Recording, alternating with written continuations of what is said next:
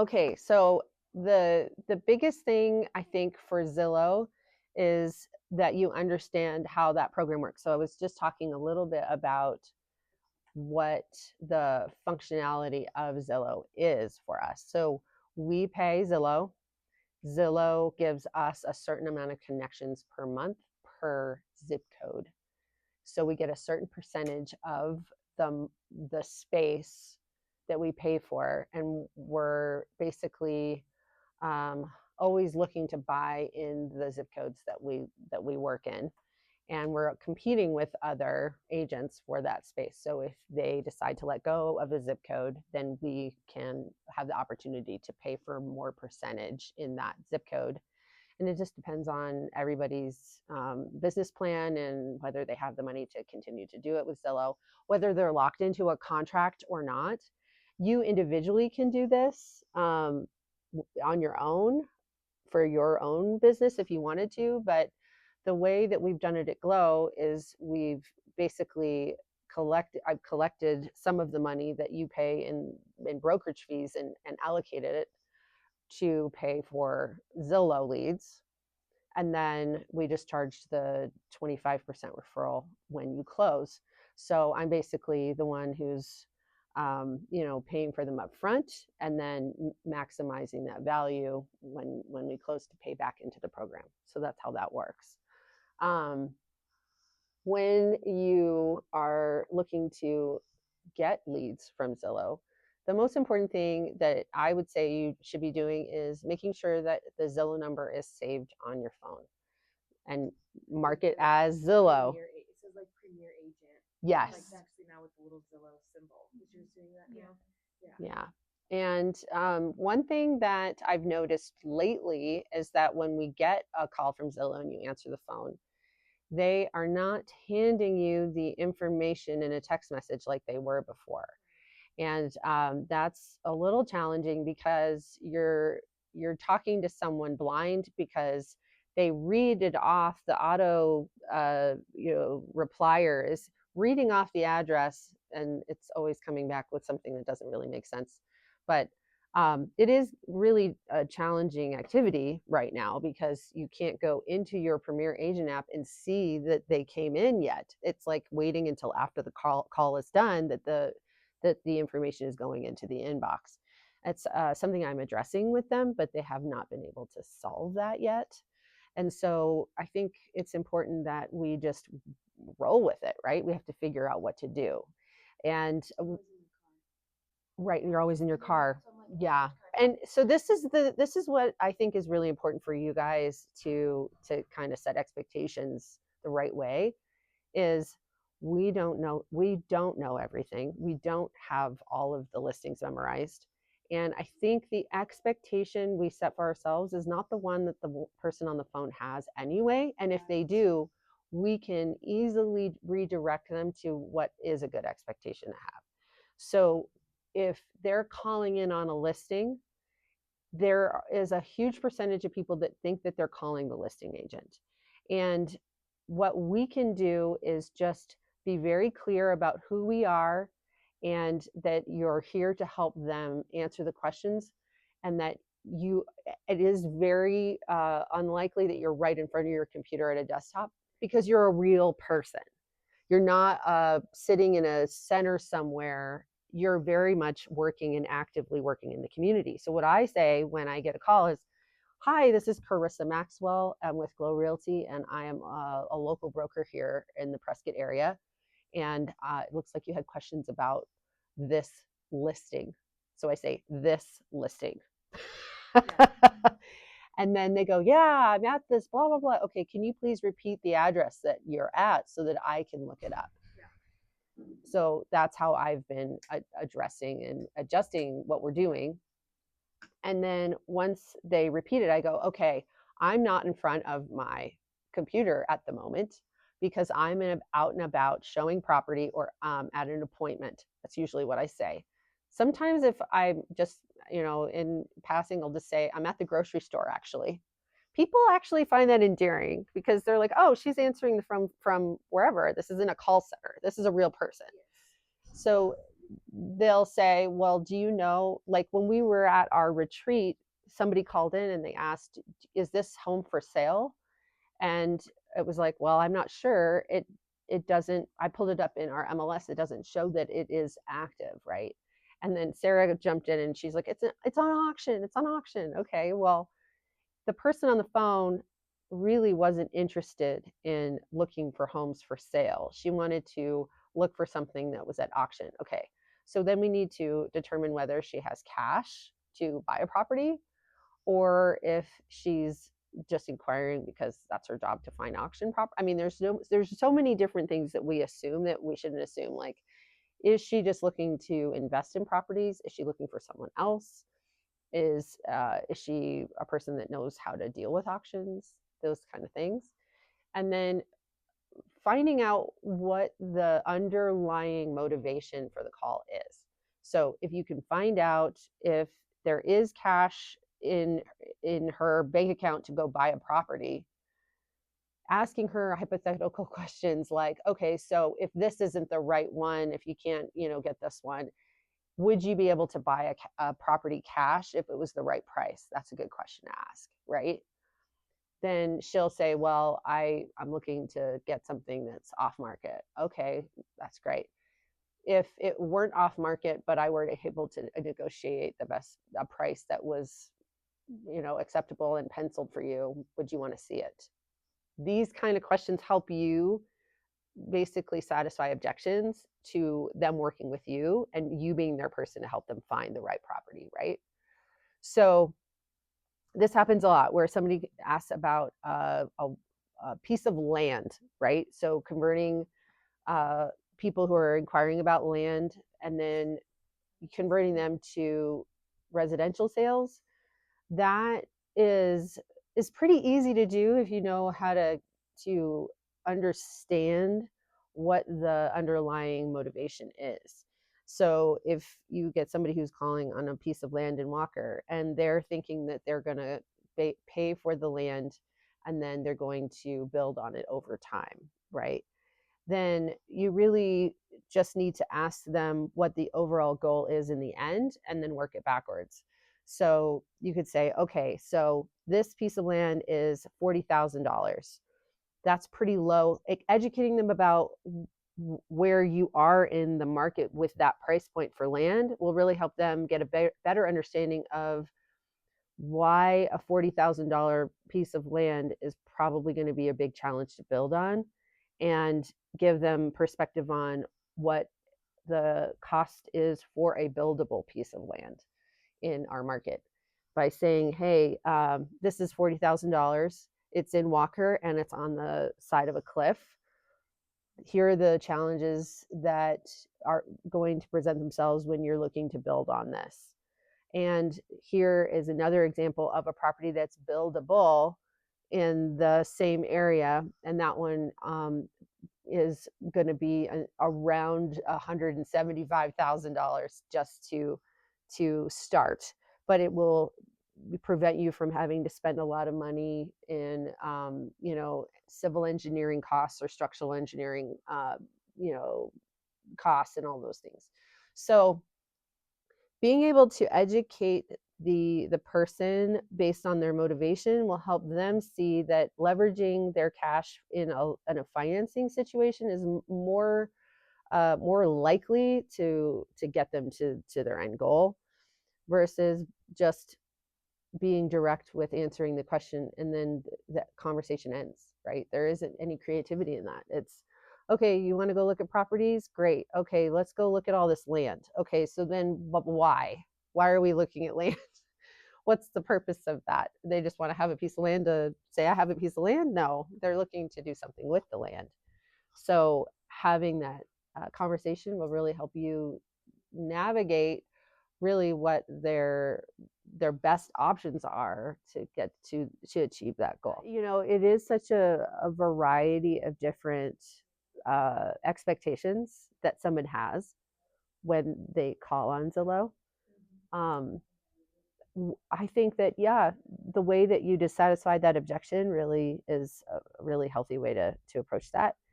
I think sometimes the best way to get people to respond is by educating them.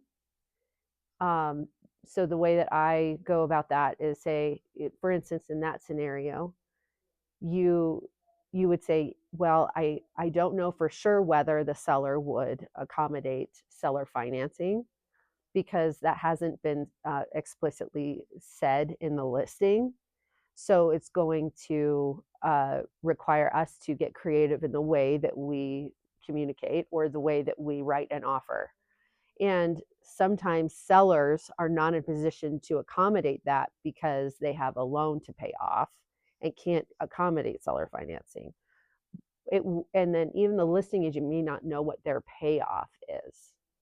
So then they go, oh, okay. So it's not that you don't have the ability to know this. It's the seller's not going to be so forthcoming with showing us what their payoff amount is if there is one. So then they go, oh, okay. So it's not that you don't know. Another way we could say it is, oh, well, I need to confirm some details about that scenario with the listing agent. So confirming details is a right is the language that can make someone feel like it's a positive statement. So instead of a negative statement. So I don't know, or I'm going to confirm the details. That the language that you use can really just make somebody who you've never met on the phone before feel like you're already aware of what could possibly happen. So I think that's another way to address that. Um, and then I think that the biggest one is that they don't know you're not the listing agent necessarily. Maybe there's an assumption that you represent the property in some way. And that's different than when they get on there, that's not necessarily clear. And so, I think there's a lot of different ways that we can address that. I feel like it really is depending on the scenario because somebody who's really, to the point and just very short with you, getting them into a place where you're on their team is the best way to help them. And sometimes you're never some of them are just they should they shouldn't be communicating with anyone until they're ready, because they're already in a negative, place.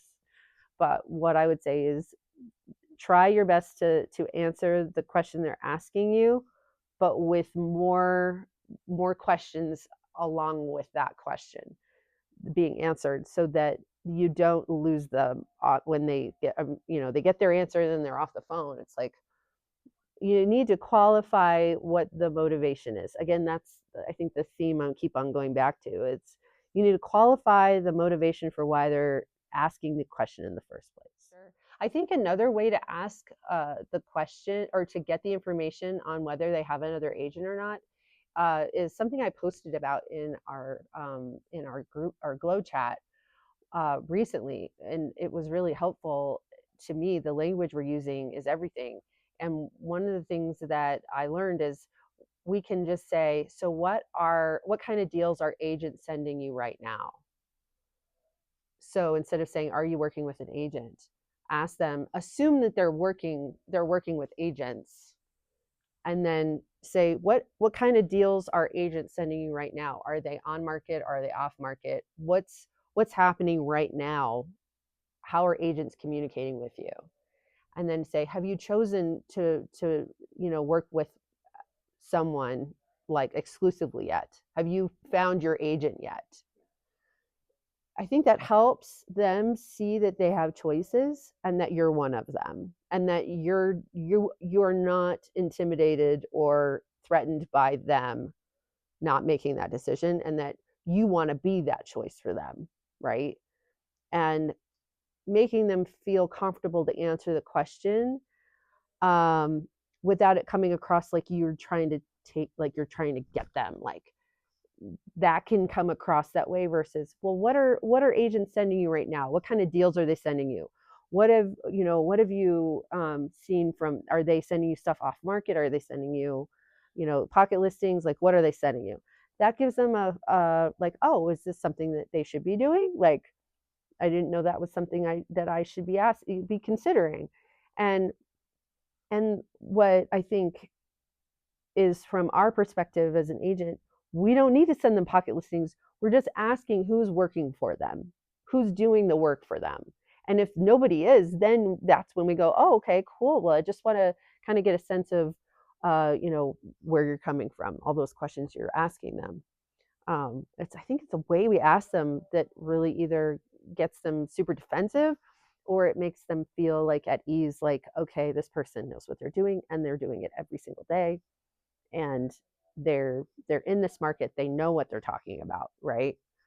And that can be general, like in terms of land as a whole. It doesn't You don't have to know about the neighborhood land deal that's going on.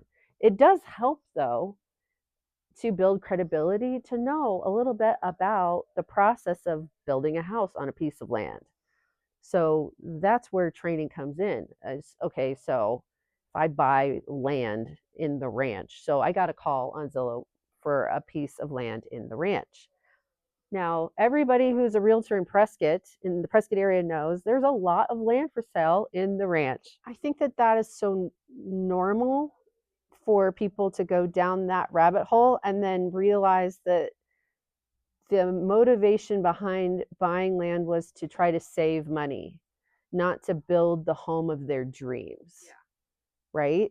And so usually if they're looking at a $30,000 lot, they're not thinking dream home. They're thinking investment with good equity margins that they can resell, and that they could be an owner builder, and they could build it themselves, and they have all these ideas, and then they actually go down that road with you, and then they're embarrassed. There's a lack of knowledge there that they start to understand, and so it's either embarrassment, or they've satisfied the curiosity and they have no idea or way that they could come up with the cash to actually follow through with the full thing.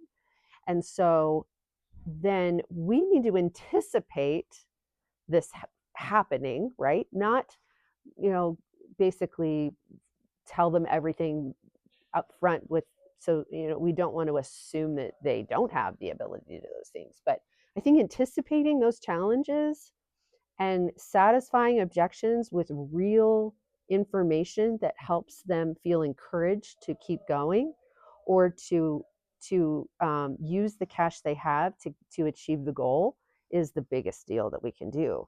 And so, you know, keeping people interested in communicating with you is an art.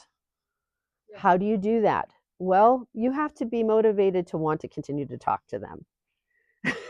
Yeah. Why are you going to be motivated? Well, you're going to be motivated because they are eventually going to buy or sell, or they're going to be a person that's going to tell someone else about you because they like your attitude, because you're helpful, you're answering, intelligent. You're asking intelligent questions and you're answering intelligent questions.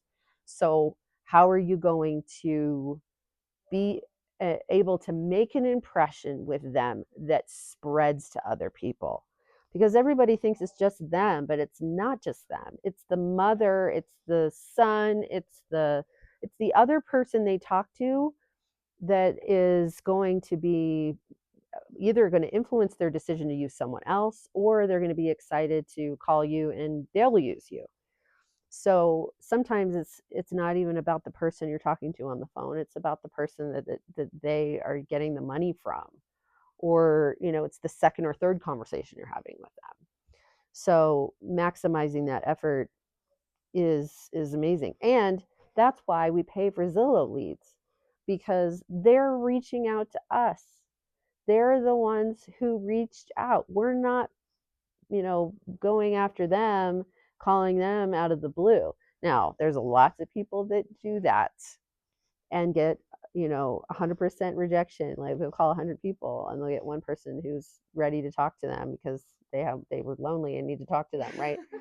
But it's most of the time that, the reason that you're going to close a deal is because somebody raised their hand and said, hey, I'm interested in this. They may not be able to do it right away, but they're interested, and that's a huge deal. There's all these different companies and sales programs and things that we invest in that try to figure out it a different way, and it's never as powerful as someone who's actually saying, hey, I really want this, or at least in this scenario with this box that I've created based on my very limited knowledge, this makes sense to me. Okay, let's expand that and we'll get to the finish line. Let me show you how. Let me help you through this process. So maximizing your Zillow leads really is having a discipline to constantly want to talk to people and help them solve problems, and being consistent with that. When you don't have anything to do, that's what you should be focusing on, is your inbox in Zillow, because they're the people that are going to buy eventually, even if they can't right now. And it really strengthens your partnerships with lenders too, to know that you're the one who's reached out to them, and then you reach out to the lender and say, hey, can you nudge them for me? It's been 6 months. They haven't reached out. We want to kind of know whether they're still interested in doing this. Maybe they've been at their job for another 6 months and it just crossed the 2-year mark and now they qualify. And they're going to call someone. They're going to call Zillow again. And if you haven't been interacting with them, then they go back into the big pool of the abyss where they get on a call with another Zillow agent. If you aren't following up and taking care of them, or just being that person that's top of mind, they will reach out to someone else. That is how it works. It happens with our past sellers too. That's just how it works. So it requires us to be diligent and persistent and disciplined. And it's really hard to do consistently because we're focusing on what's in front of us right in the moment, right? And I mean, I'm definitely, someone who says this and doesn't do it consistently. So I'll be the first one to admit that.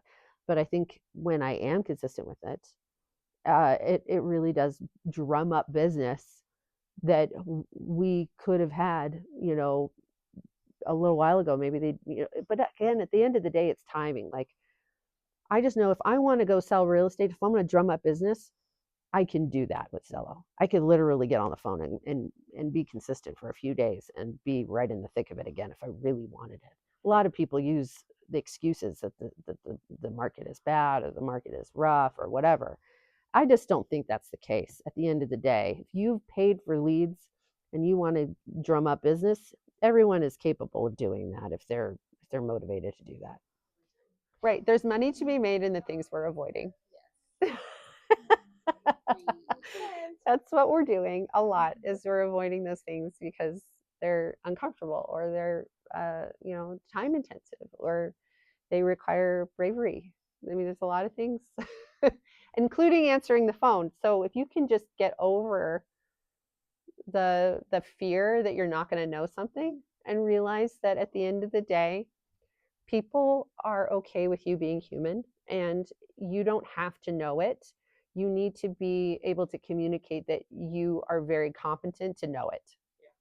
That's what matters the most. Again, I would use language that is more positive statements. Yeah. So instead of saying, I don't know, I would say, I need to confirm some details about this property. And if they can say, if use as many details as they give you. So if they say property and you don't know where it is, say, so where are you primarily looking in this area? And then if they give you an indication like it's Walker, or it's in the Pines. Okay, so we've got Walker, we've got Ponderosa Park, we've got Groom Creek, and they're all really very, very comparable.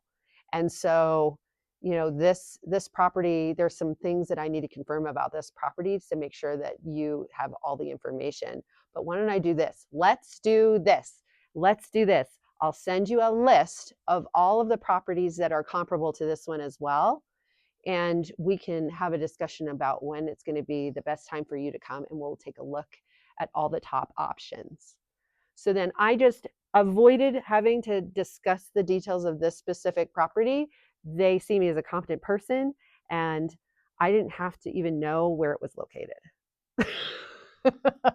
So you avoid not the communication of I don't know and redirect it to I need to confirm some details about this specific property, but can you give me a little bit more information about where you're really looking? Are you looking in the trees? Are you thinking about being out Williamson Valley?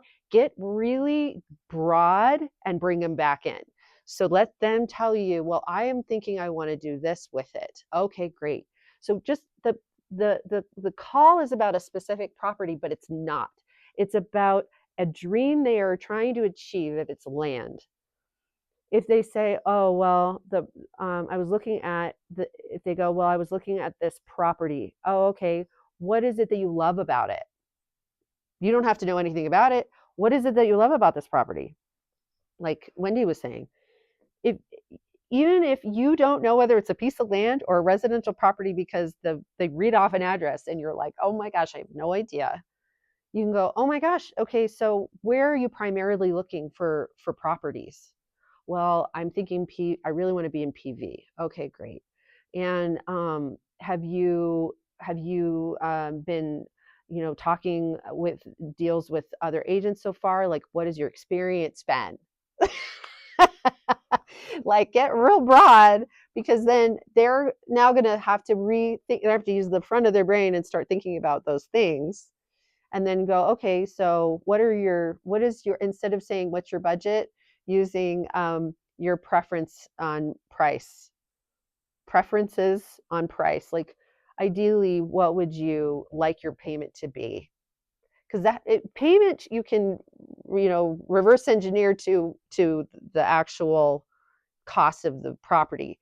So if you can say, well, what would you ideally like your payment to be, or what is your price preference? If we're looking at properties in Prescott Valley, what is it that you'd like to kind of look at in terms of a range, instead of saying what's your budget, because then you've locked them into something that they don't even know really. And so really using, I would really avoid I don't know. We can be more creative than I don't know. I think in general, people just want to know that you're competent enough to be able to get the information they need. And I think sometimes we get so focused on trying to answer the question, we're not thinking about the overall goal, which is really to help them achieve that bigger goal. Yes, we are. We're talking about showing service. So this actually was prompted by talking with Eliza, because Eliza, before she opted into the showing assistance program, had never shown anyone houses before. So it was kind of like, oh, this is interesting, like the perspective of somebody who's never shown houses before and then opting into a showing assistance program, how that would go. And so the biggest thing with opting into the showing assistance program is really just, abiding by the standards, I think is good, just so that everybody feels like they know what to expect on both sides. And then I went above and beyond, because I just don't know how to let go of help. Like I scheduled them because I was just making sure that it was taken care of, and I think I need to let go. But I think, for a seasoned agent, I wouldn't necessarily have scheduled them, because I mean, we're still in training. So but in general, I think everybody wants to take advantage of this program when they need to. And so it is really kind of nice to have as a backup if you need it. The agent who is working with the buyers and has agency would set the expectation that you will be working as a showing assistant on that day, and that and then setting up kind of the expectation of how the communication is going to go. So you would say, so I'm going to put us in a group text so that you have her information and she has yours. And then what we're going to do is we're going to have her schedule the showings based on the ones that you've chosen. And then she'll let you know. And when you say we're going to schedule, it would be you. And then we're going to set up this so that, and she'll let you know which house to meet her at first. And then once you're in the group text, then you would say, hi, so and so. I'm so glad I get to, help out and work with you this, coming up day or whatever. Um, I'm going to schedule these, and I'll let you know which one to meet me at. And then what I would do in a group text and on the day of, just say, okay, great, I'm going to see you in an hour, something like that, just confirms that this is happening. And then what I would do is I'd come in and print the just like you would if you were showing properties. I think the biggest thing is if they're asking questions about the house and they're asking like strategy, that needs to go back to the other agent. If they're asking specifics about the house and you've printed it out, you can regurgitate the information. But if you're helping the other agent shine, right? So what you want to do is say, okay, so I'll make sure that Wendy gets all the information, the questions, and I'll make sure that that gets handled right. But you're not there to advise on price. You're not there to advise on really anything, unless there's been expectations that have been set with that agent. Like if they're completely MIA out of town, and you're there to take, then you would negotiate a referral for writing offers and doing more. So I actually confirmed with our broker hotline that we do not need to get an additional buyer broker agreement signed As long as they have one with the original agent, and it's with the same brokerage. because it's with the same brokerage. Okay. So if you were to do a favor for somebody outside of our brokerage, you would have to get a separate one signed. Okay. Yeah, and that would be important that everybody knew what was going on, because it used to be kind of loosey goosey and nobody cared and it was fine. And now we got to be real careful. The biggest thing is really just make sure that you're communicating with the person who's hiring you to do that. Make sure that like they understand what's going on, and they should be the one kind of dictating everything, but just you got to really be communicative. And I think that's pretty easy to do. I mean, that's just our job. This is what we do every day. And it's kind of awesome to get paid to do that. Like you're getting paid to be there. So